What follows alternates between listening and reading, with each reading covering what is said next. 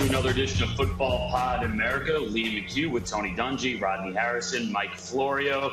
It's a football pod, but Tony, let's start with a little baseball. Your Tampa Bay Rays, they're out. They lose in the World Series. The Dodgers, L.A. is the sports town right now.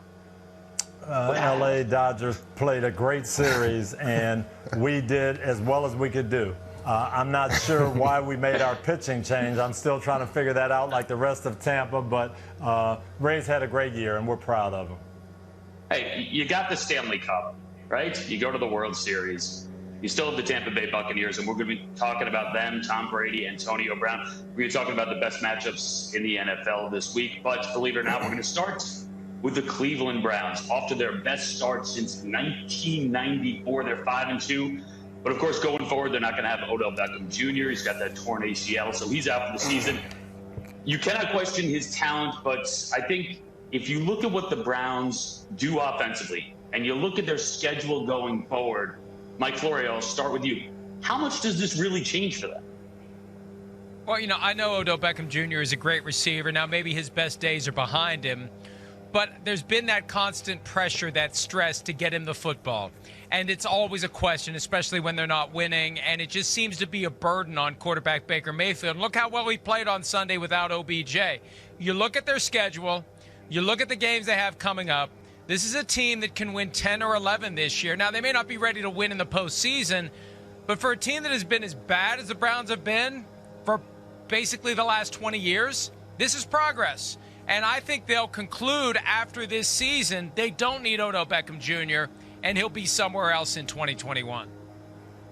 Mike, I agree with you. And when I look at Baker Mayfield, I just look at the mental toughness that he showed, not allowing that injury to ruin his day. He comes and he throws 5 touchdowns, but also he has an opportunity now to continue to develop that chemistry with those young wide receivers, those tight ends. So if they can continue with that run game, I'm not sure if I still trust Baker Mayfield if they don't have a run game, but just developing that chemistry with those young guys, I think that's going to help out, Coach.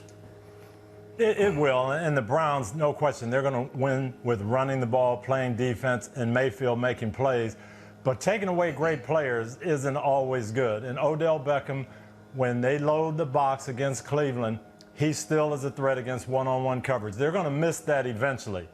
Is it a death blow? No, I don't think so, because they've got a lot of other talented players. But there's going to come a time where they're going to wish they had Odell Beckham running against one-on-one coverage. Yeah, you feel like that time will be if and when they make the playoffs. I think Mike makes the point that you look at their schedule right now. I mean, it's hard really not to see them winning 10 games this season. I mean, the schedule definitely sets up that way. Mike mentioned it, but for Tony and Rodney, and Tony, I'll start with you. Do you think this is it for Odell Beckham Jr. in Cleveland? Not necessarily. He serves a role. I think he's a good player. I think the team likes him and gravitates to him. We'll see what happens. Obviously, if they go on and do win those 11 or 12 games and end up being in the playoffs, then it'll be a money decision. But I hope Odell comes back, because I think he does bring something to them. Yeah, Coach, I agree with you. I think he brings a lot to him. But the problem is when Odell comes back, typically coming off an ACL, it takes you 2 years to feel like yourself. And that next year when he comes back, he's not going to be 100%. He's going to be frustrated. The fan base is going to be frustrated at him. So eventually, I agree with Mike Florio. I don't see Odell being in Cleveland next year. Yeah, I mean, that's the challenge. That's going to be the challenge, though. Trying to trade him. What value is he going to have? When is a team going to be willing to pull the trigger? It's a real risk, because he may never be the same. We've seen that happen to guys, and it's going to be a long road. And the way the calendar works out for next season, he may not be even close to 100% by the time some decisions have to be made. Yeah. Browns' longest active playoff drought. Browns host the Raiders on Sunday. Now, we have the Eagles and the Cowboys on Sunday Night Football. But next Sunday, November the 8th, we're going to be down in Tampa. We have the Bucs against the Saints for what will likely be Antonio Brown's return to NFL action. All right, you look at this Bucs team, all right? So they've certainly found their chemistry offensively. It's a team that's on the rise. The offense has put up, 83 points just the past 2 weeks. You'd have to say one of the top defenses in the NFL, certainly a stout run defense. Bringing in Antonio Brown at this point, Tony, is this the right play? And do you think it's going to work? Well, as a Bucs fan, I'm concerned because I saw Rob Gronkowski after a year off. And all the first half of the year, Rodney, we were saying, what's wrong with Gronk? What's wrong with Gronk? What's wrong with Brady? They don't seem to be on point. They're going to go through this same thing with Antonio Brown. It's going to be 6 weeks of getting him into the flow and getting adjusted. Now, is that going to take away from the rest of the group? I'm not sure. That would be my concern right now. And Coach, he must be willing to accept his role, whatever that is. Come in and say, you know what, I'm willing to do whatever it takes to be part of this team. I don't care about individual accolades. I don't care about numbers. I'm not trying to set myself up for next year's contract. If he can come into that system and be that type of teammate along with all other teammates and put himself as equal amongst everyone else, then I think it can work. But if he goes and if after 3 or 4 games he only has 7, 8 catches and he's not happy, he's going to ruin that team. And that's an excellent point, Rodney, because the way his contract is structured, there's a lot of incentives tied to production. 45 receptions over the balance of the season, 650 receiving yards, 6 touchdowns. If he's not on the field as much as he wants to be on the field, if he's not getting the football thrown his way as much as he thinks he should, then it's going to be a problem. He's going to get frustrated. Will he be able to contain himself? And to Coach's point, the last time we saw this guy play at a high level was against the Saints, Week 16, 2018. He had a huge game.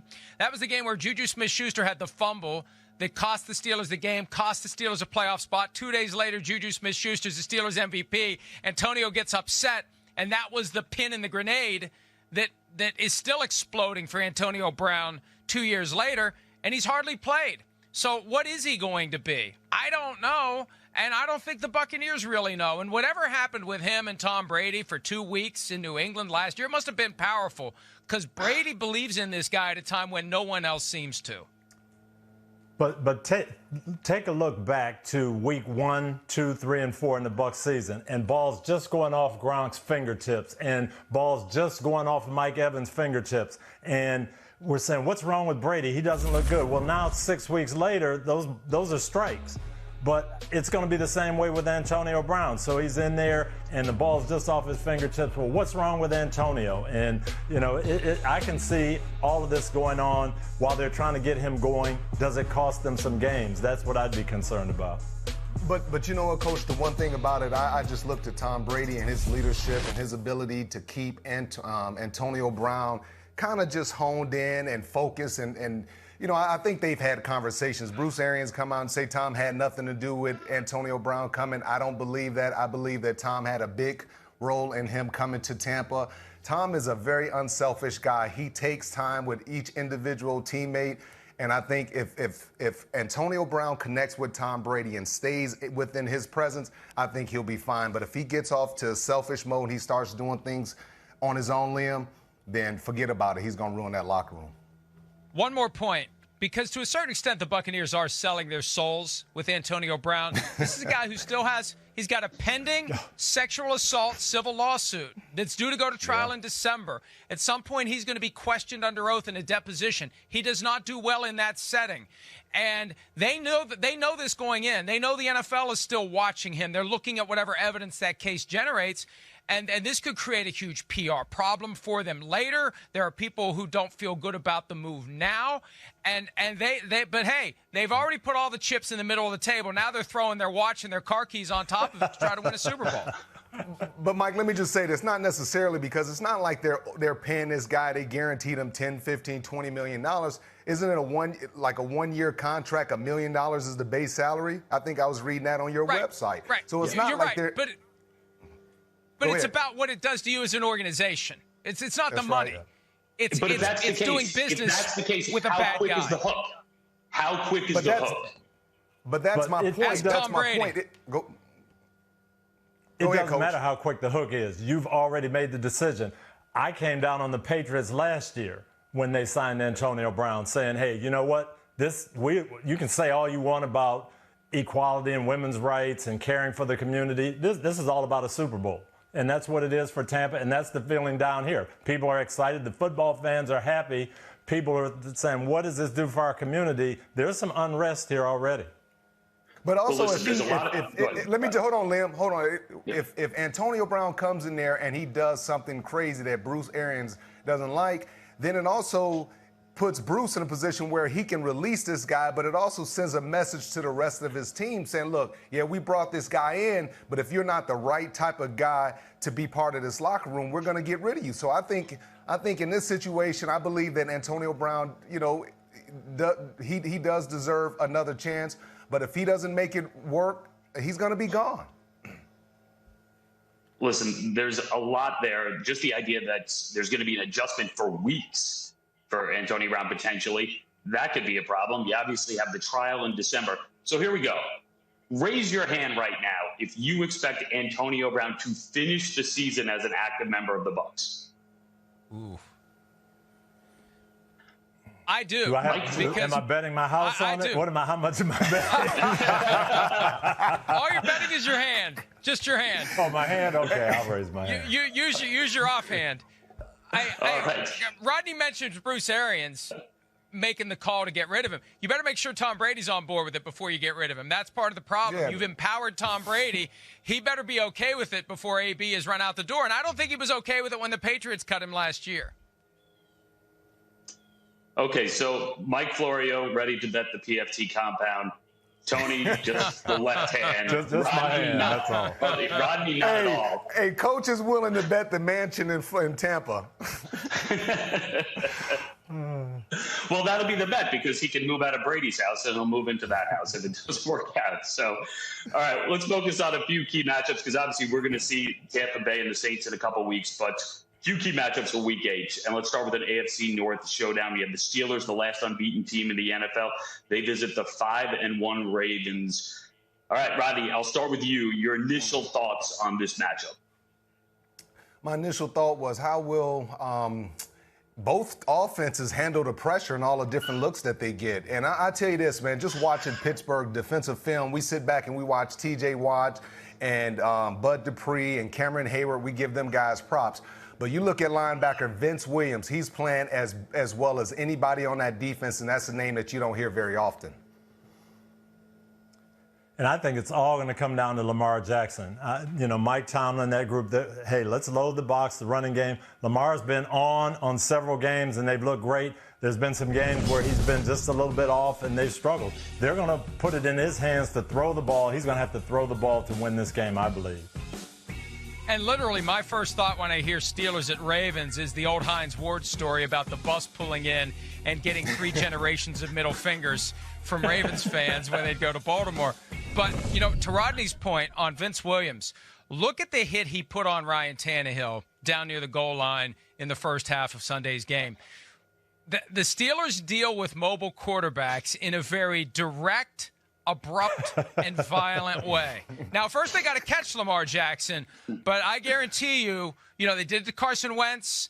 They did it to Ryan Tannehill. They're going to look to do it to Lamar Jackson. If you're going to decide to run the ball, you're no different than any other running back, and we're going to come hit you as hard, if not harder, than a guy who normally carries the football beyond the line of scrimmage.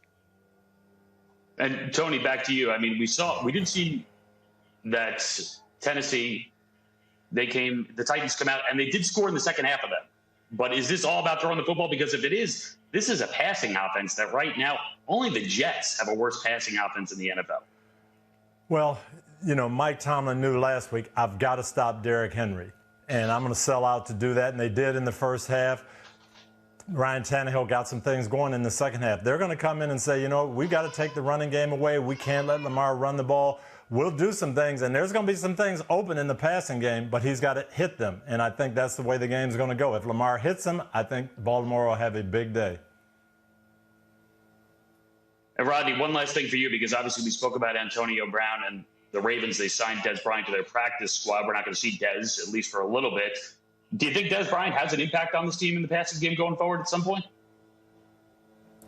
If I was a team and I was preparing against Dez Bryant, I wouldn't really be concerned. I just wouldn't. I mean, he hasn't played football in years. He wasn't the fastest. And you talk about years later, him coming on the field. I don't think these young guys are afraid of Dez Bryant. He doesn't carry the same reputation that he carried years ago when he was a stud. Let me just say one thing about Dez Bryant, because I believe very, very strongly this is the truth. Dez Bryant is the guy that the Ravens initially flirted with and then signed to the practice squad to placate the guys in the locker room who wanted Antonio Brown. period. That's why he's there, and I don't think he's going to be there very long. All right, so he may not be that big a help to a team that, let's face it, if you look at their receivers, they rank dead last in the NFL in receptions and receiving yards. And to Rodney's point, Des Bryant has not played in a game since December of 2017. Let's stay in the AFC. Let's take it to the East, a division that, let's be honest, this century has essentially been owned by the Patriots. The Pats, however, they are 2-4. They're coming off that ugly loss to the 49ers. They visit the 5-2 Bills. Tony, you would look at the record, and it obviously suggests that New England is under a lot of pressure. But this seems like it is enormous for the Buffalo Bills. I'm with you, Liam. I think the Bills are under so much pressure. If you don't beat the Patriots now, when are you going to beat them? So Josh Allen, Bill Belichick, we know he's going to take away what the team does best. We know that the Patriots are going to run the ball against Buffalo. It's going to be on Josh Allen, and you've got to perform. You've got to win. So I think this is a huge, huge game for the Buffalo Bills. And you know what, Coach? I think the Patriots, despite everything and how poorly they looked the last 3 weeks, I think they're going to come in with a lot of confidence because they have a lot of familiarity with the Buffalo Bills. They play in the division. They know how to stop Josh Allen from running around and scrambling around. They still feel like they have the DBs to match up with those wide receivers. And then you look even on the Patriots' offensive side of the ball, you're not afraid of Buffalo's defense. You saw what happened with Kansas City. Kansas City ran up and down through Buffalo's defense. So if you're the Patriots, as poorly as things have gone, you still have confidence that you can play well and compete and beat Buffalo. I think the key guy to watch on the Buffalo Bills offense is Stephon Diggs, because we've seen some flashes of frustration, and that was characteristic of his time in Minnesota. One of the reasons why they weren't all that upset about moving on from him, because there were moments where he's not involved, the team's not winning, and it becomes an issue. You know, late in the Kansas City Chiefs game, he's walking back slowly to the line at a time when they should be trying to get to the line and get moving. I saw some body language last week against the Jets when it wasn't going as easily as it should have. If the Patriots take him away and frustrate him and they can't get him the ball and the Patriots are winning, just keep an eye on Stephon Diggs, because that could be the tipping point for that team to lose the game to the Patriots. But you know what, Mike? I'm also going to look, and that's an excellent point you make, I'm also going to look at Cam.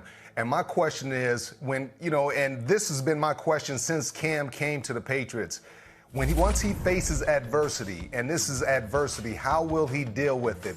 Now, will he come out Sunday, and he talked about possibly losing his job, will he come out and play aggressive, or will he come out timid, trying to protect his job? So I'm really interested in looking at how Cam Newton plays and his mindset.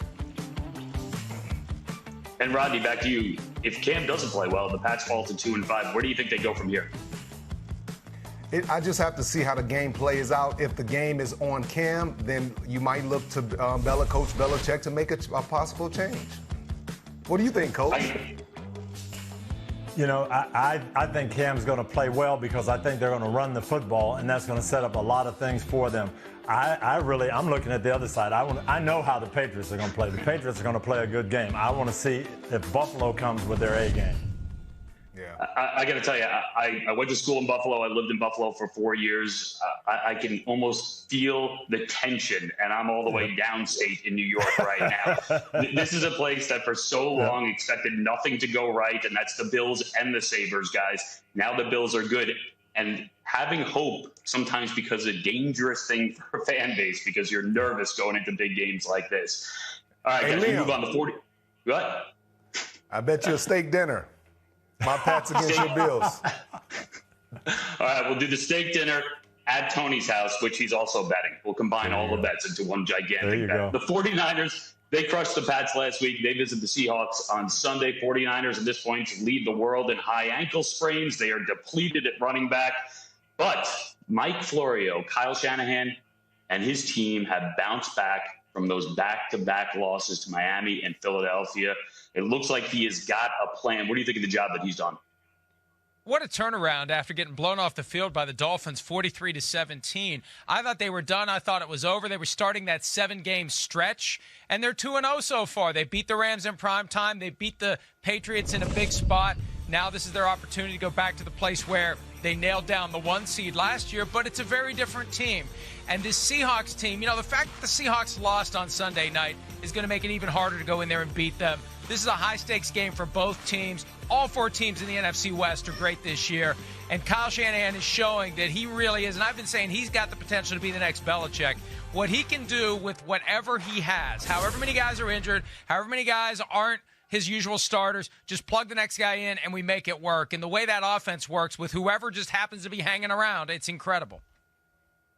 And Coach, and I don't know who's going to win this game, but I'm going to predict the score, Rodney, 100-99. Because San Francisco has no pass rushers. They've stopped Russell Wilson in the past by rushing the passer. They have no pass rushers. Wilson's going to have a big day.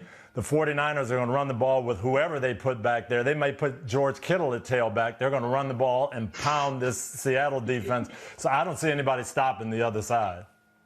I do believe that Jamal Adams will be back. He told me that there's a chance that he'll be back this week, and he'll be that guy spying on Kyler Murray. But I agree with you, Coach, and you said this a few weeks ago. You talked about Kyle Shanahan, and I look at what he's done. I mean, right now, to me, Mike Florio, he's leading as far as Coach of the Year, what he's been able to do with all the injuries, the East Coast games. Like you talked about beating Coach Belichick. They hadn't been beat at home in X amount of years.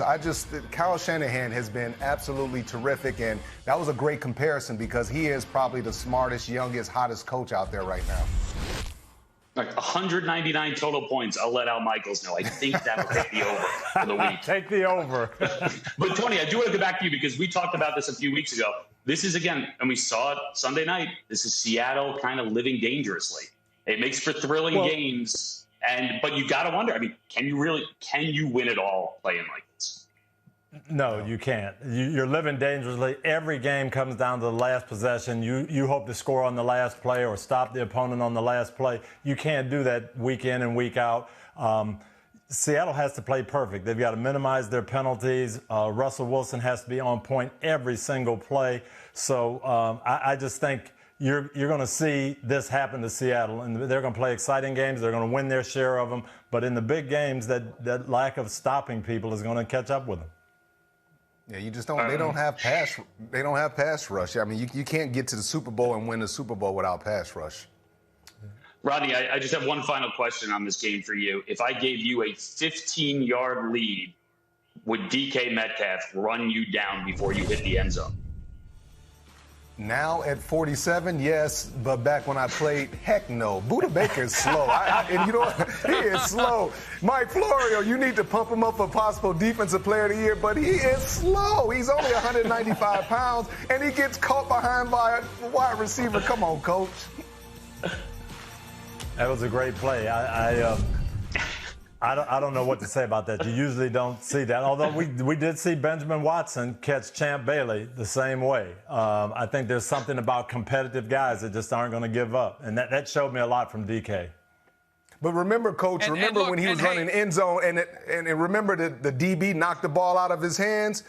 He learned from that. So that's something that he did. The coach can play show is never over. That's exactly what he learned. You're right. And you got to admire it when a guy on offense flips to a defensive player and goes after the guy with the ball because there's a real risk. That's what happened to Odell Beckham Jr. To take it all back to where we started, he was hustling after a turnover, and he got himself knocked out for the year. Yeah, but you guys talked about Antonio Brown. 235. Yeah, you were talking about Antonio Brown. DK Metcalf in that game was not having a good game. Patrick Peterson was on him, not a lot of balls coming. He catches a guy 100 yards from behind, and then in the second half on Carlos Hyde's play, he gets a great block on the defensive end. He's excited because he got the block to spring the touchdown. That's the kind of attitude you want from all your players, but especially your receivers. And, Coach, to think about it, my Patriots had a chance to get him, and they chose N'Keal Harry.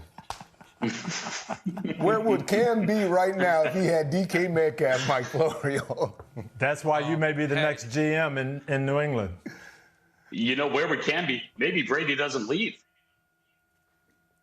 There's a lot of scouts and GMs answering tough questions about DK Metcalf lasting until the bottom of round 2 right now.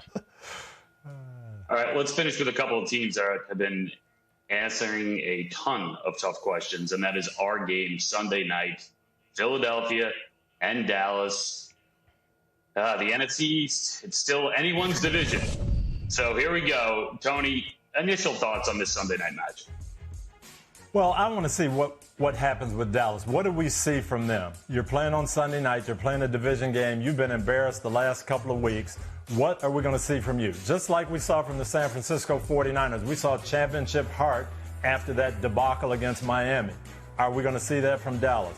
Philadelphia, you got a chance to bury your number one rival. Are you going to put the dagger in? I think that's what this game comes down to me. When I look at Philly and I look at Dallas, you know, people talk about how hard they play. Dallas, they're up and down. Sometimes they play tough, sometimes they don't. But Philly, when I watch them on tape, even though they've been disappointing, they've been up and down, inconsistent, they still play hard. You don't see guys not hustling. You don't see guys not trying to make the play. And it's led by their defensive front. I tell you, Derek Barnett, he's been playing a lot better since he's healthy and he's back on the field. But Philadelphia, they play hard and they play tough. And that's what I like what they're doing. They still have their head coach. They still have Carson Wentz, who's making some plays with his legs. I like what they're doing, even though, you know, they're underachieving a little bit. If the Cowboys can't get themselves into a spot where they're even competitive against one of their top rivals on the road, like they weren't competitive against Washington on Sunday, I don't know what to say. They are – I don't know if they'd beat the Jets right now, especially if Ben DiNucci is the quarterback. That's one of the big questions that's going to linger over the week.